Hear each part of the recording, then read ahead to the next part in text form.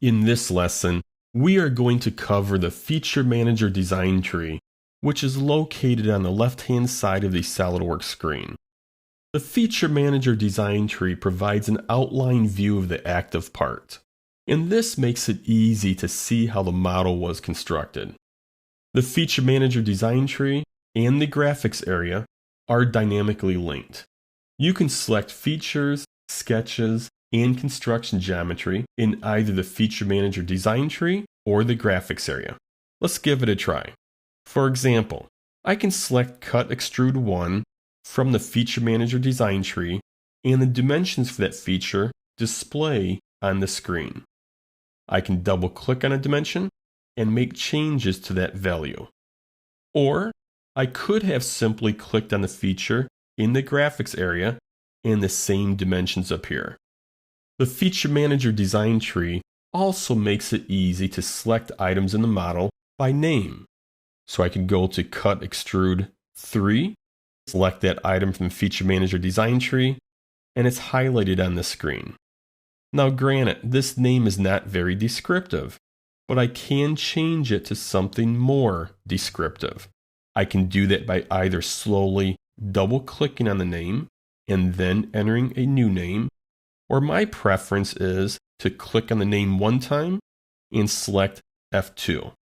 Once you select F2, the name is highlighted, and then you can add a more descriptive name. In the Feature Manager design tree, you can also filter items by going up to the filter window, typing in a word, for example, boss, and it will filter all of the bosses in the tree. I'll go ahead and X out of that. In the Feature Manager design tree, you can also suppress and unsuppress features. So let's say, for example, we want to suppress this slotted feature. That looks like that is Cut Extrude 2. I right mouse click on Cut Extrude 2 and select Suppress. Notice in the Feature Manager design tree, it's grayed out, and notice in the graphics area, it's no longer displayed in the model. If I decide at a later time I want to place that slotted feature back in the model, I simply go back to the Feature Manager design tree, right mouse click, and unsuppress the feature.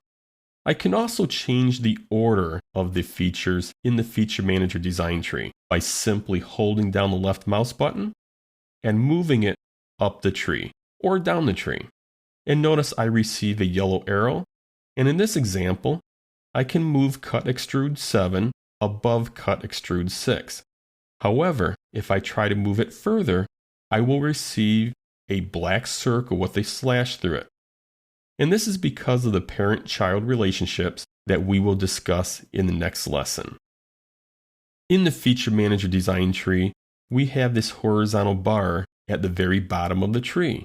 This is called the rollback bar, and when you position the cursor above it, you will receive a hand icon.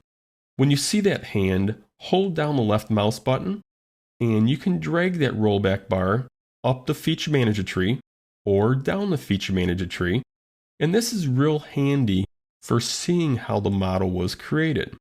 This also allows you to add a new feature after the rollback bar. So if I add a new feature now, it will be inserted into this location in the Feature Manager tree.